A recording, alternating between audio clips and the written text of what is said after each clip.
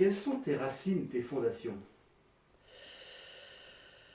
Ma famille, euh, ma famille qui est d'origine hispanique.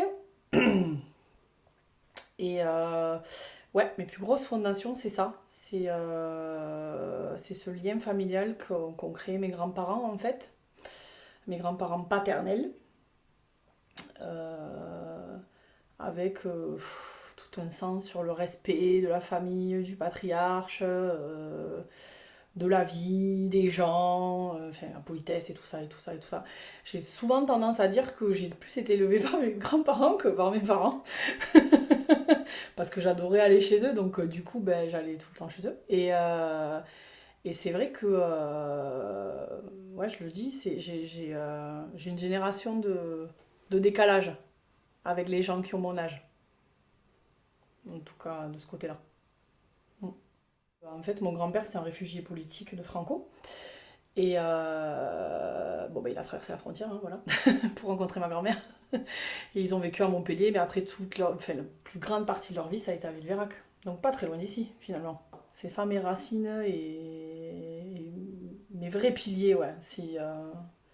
C'est eux et ma tante qui est juste à côté, au domaine d'Ondra, pareil, à Villeverac. Hein, ma tante Lynn, la sœur de mon père, c'est pareil. Voilà, ça, c'est des gens desquels je suis très proche et qui, pour moi, sont mes piliers. Alors, mon grand-père était maçon. Et ma grand-mère, ben, en fait, elle a jamais travaillé. C'est avant, hein. Les femmes, elles travaillaient pas trop, hein. Donc ouais, ma grand-mère, elle travaillait pas. Mon grand-père était maçon. Après ils étaient des gens, enfin, franchement discrets, hein, honnêtement. Hein. Voilà, moi j'ai souvenir de ma grand-mère qui passait ses journées dans la rue ou ses après-midi dans la rue avec une dame qu'on appelait la Maria. Alors elle parlait pas un mot de français. Elle était vraiment l'espagnole, la vraie, la vraie. Et mon grand-père, il allait au jardin après quand il a pu travailler, en fait, quand il a pu être maçon. Mais je crois que chacune des maisons de la famille, elle a un truc qui a été fait par papy, quoi. C'est. Voilà, c'est un super maçon. Ça, ce sont tes grands-parents Du côté de mon père. de ton père. Et du côté de ma mère, ben en fait, alors j'ai tout l'inverse en fait. Du côté de ma mère, c'est pas très famille, c'est pas très proche du tout. Alors ce qui est rigolo, c'est que mes grands-parents, ils étaient voisins quand même, hein, paternels et maternels. Donc quand j'étais petite, que j'étais tout le temps chez mes paternels, j'allais dire bonjour à mes maternels. Mais même ma grand-mère hein, paternelle me disait, tu vas dire bonjour, c'est la famille, c'est comme ça, tu dois, machin. Là. Mais après, mais c'est pas du tout le même lien. En fait, c'est pas détaché, je peux pas dire ça. Mais c'est pas aussi fort en tout cas. Là, mon grand-père maternel est toujours en vie. Ma grand-mère maternelle, non, elle est décédée il y a quelques années. Mais c'est vrai que là, les repas de famille, pas. Les anniversaires, pas. Voilà, c'est des gens, eux, aveyronnés dans le dur, sans critique aucune. Hein, c'est pas péjoratif ce que je dis, mais voilà. Et ils étaient, ouais, très renfermés sur eux-mêmes. Et là, mon grand-père, par contre, maternel, travaillait. Comment ça s'appelle à l'usine de bauxite à Villeverac. Et ma grand-mère, elle par contre, bon elle travaillait pas, mais elle a fait quelques ménages après sur les années quand mon grand-père a dû s'arrêter de travailler. Voilà, elle a fait des ménages, etc. Elle allait s'occuper des gens. Elle a un peu aidé à la pharmacie de Villeverac, etc. Et puis bon, après bon, ils se sont arrêtés. Hein. Quand on est trop vieux pour travailler, on s'arrête.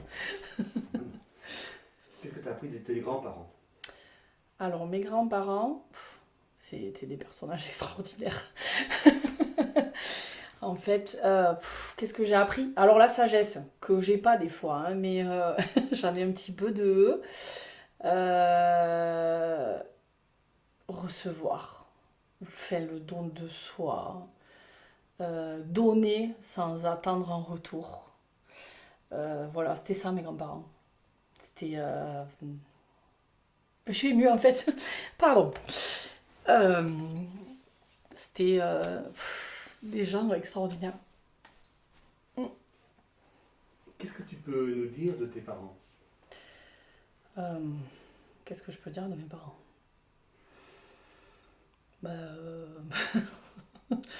Mes parents, ils ont divorcé, j'étais très jeune.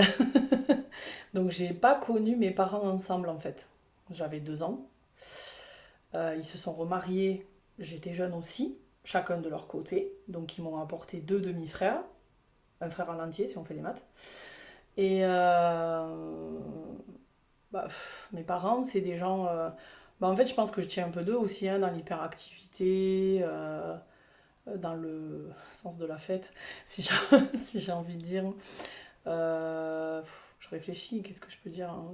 Après, c'est des gens que j'admire quand même parce que ce qu'ils ont fait dans les années 80, oser divorcer, etc., enfin, après affronter la vie comme ils l'ont affronté, ma foi, chapeau, parce que en ce temps-là, c'était pas normal d'être séparés ou divorcés. Voilà, après, c'est mes parents, quoi. J'ai pas grand-chose à dire sur eux, en fait. Qu'est-ce qu'ils faisaient comme métier, par exemple? Alors, mon papa, électricien, technicien, automaticien, un truc dans le genre, hein, voilà. Et ma maman, coiffeuse. Donc maintenant, ils sont tous les deux à la retraite, hein, quand même, hein. Parce qu'ils ont 63 ans, si je compte bien. Ma mère a eu son propre salon de coiffure et mon père, il a toujours été salarié d'entreprise, quoi. Mon père a beaucoup voyagé, par contre. Tes parents, tu as fait quoi de tes parents, finalement? Ah, alors du coup, par contre, enfin, c'est ma mère comme ma grand-mère, quand même, hein, mais ouais, d'être forte, de savoir affronter le regard des autres, les critiques. Peu importe euh, enfin, le moment, le sujet, voilà. C'est ça. Moi, mes parents, alors c'est indirectement, hein, qui m'ont appris ça, parce que c'est pas leur, enfin, c'est pas leur faute, hein. Ils ont divorcé, ils avaient le droit de le faire, hein. Attention, je critiquerai jamais ça, au grand jamais. Mais du coup, ça a fait que oui, dans ma jeunesse, j'étais pas quand même regardée comme les autres et prise comme les autres. Parce que j'étais quand même la seule à l'école à avoir les parents divorcés. Voilà, moi j'étais la seule à dire j'ai 2 papas, j'ai 2 mamans. C'est un peu très particulier. Je suis née en 1980 quand même.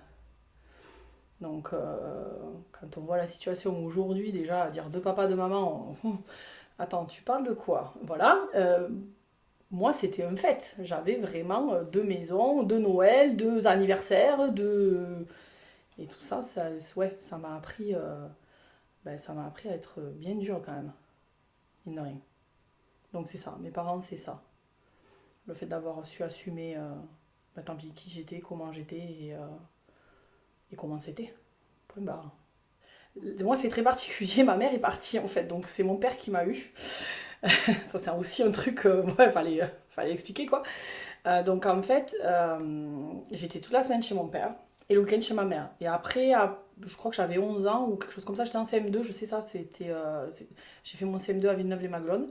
Je suis partie chez ma mère parce que j'avais besoin de connaître, en tant que fille, hein, j'avais besoin de connaître plus cette femme. Et donc là, à ce moment-là, je suis partie chez ma mère. Je suis partie à peu près 5-6 ans. Et après, je suis revenue à Metz chez mon père. Bon, pas très longtemps, puisqu'après j'ai eu mes 18 ans et j'ai volé de mes propres ailes. Je suis très indépendante, donc... Et toi, quel enfant tu étais? Une teigne. Non, mais... Enfant... je crois que j'ai jamais vieilli, en fait, hein. J'ai toujours été pareil, mais... Ouais, j'étais très rentre-dedans, très vive. Mes idées, je les cachais pas. Moi, quand j'étais chez mes grands-parents à Villeverac, on était 6 quand même. Ma grand-mère, elle gardait 6 petits-enfants en même temps. Tous plus ou moins 2 ans, 2 ans, 2 ans, 2 ans, 2 ans, 2 ans. Ça faisait un bel écart quand même. Donc, ouais, fallait un peu jouer des coudes aussi avec les cousins et cousines, hein, mine de rien.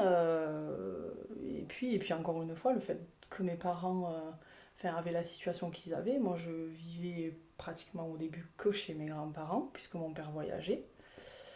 Après le divorce, bon, c'est... Ouais, j'étais hyper vive, mais... Alors, pas blessée, je pense que je l'étais un peu quand même. Mais avec le recul, je me dis que j'étais un peu blessée, mais ça se voyait pas. Enfin, où ma grand-mère le voyait, mais après, le reste du monde ne le voyait pas. Et après, oui, j'étais très dure. Je savais ce que je voulais et c'était comme ça et pas autrement, quoi. Mais j'étais obligée. J'étais seule. Donc, Quand tu disais que tu as été blessé, tout à l'heure en mm. parlant de ton enfance, tu étais blessé. Tu t'es blessé par quoi? Ouais, je pense que c'est Pourquoi? une blessure de la vie, tu vois. Tu te sens un peu seule quand même, mine de rien. Même si ta maman, elle vient te chercher un week-end sur deux, c'est pas. Et puis ils refont leur vie à côté. Et toi, t'es au milieu et tu sais pas. Un peu comme le cadet au milieu des frères et sœurs. Il sait plus trop où il doit danser, lui. Et ben, moi, c'était un peu ça. Moi, mes parents, ils ont refait. Ma mère, elle a refait sa vie hyper vite, je crois, un an après. Elle s'est remariée après le divorce. Mon père, un peu ou prou, on n'était pas très loin. Mes frères, donc mes parents ont divorcé en 82, j'ai un frère qui est né en 85 et un frère qui est né en 87. Mais janvier 87 et décembre 85, donc ils ont qu'un an d'écart. Il n'y a que 1986 qui les sépare, quoi. Mine de rien, ça fait 4 à 5 ans. Enfin, pour un enfant, c'est hyper rapide, hein. Ça paraît long, mais c'est hyper rapide. Et moi, ben, j'ai au milieu. Il fallait savoir où on mettait Céline ce week-end, où on met Céline pendant les vacances. Je trouve qu'aujourd'hui, ils le vivent vachement mieux, quoi. Enfin, j'ai rien contre ça, mais aujourd'hui, ils sont plus cool, les gosses, hein. Donc, donc voilà, et puis j'étais moquée à l'école. Moi, c'est... des fois, je le raconte à ma fille, hein, j'ai dit, toi, tu auras des amis d'enfance. Moi, j'en ai pas vraiment à Metz. Et pourtant, j'ai fait la maternelle à Metz jusqu'au CM1. Où j'ai des gens que j'aime bien, des gens qui me connaissent, etc. Mais des vrais amis, je me les suis fait vraiment beaucoup plus tard. Alors que j'en ai de ma génération qui sont amis depuis la vie, quoi. Donc voilà. Enfin, en fait, j'étais pas très candide, hein. Donc, Quand tu dis pas très candide, tu veux dire que t'es pas assez légère? ah oui, pas assez légère. Je pense que j'ai pas été très petite fille, la vraie petite fille, quoi. Je pense. Je pense qu'à un moment donné, il y a une marche qui a été loupée. J'ai grandi trop vite. Et ça m'a pas gêné, hein. Franchement, pas de soucis. Mais quand on revient en arrière, en fait, qu'on est adulte et qu'on se dit, tiens, je vais faire la machine arrière, je vais regarder un peu derrière. On se dit, ben, comparé à ma fille, par exemple, qui est arrivée de princesse, de machin, voilà, j'ai eu une passe Chantal Goya qui a pas duré 100 ans, hein, mais après,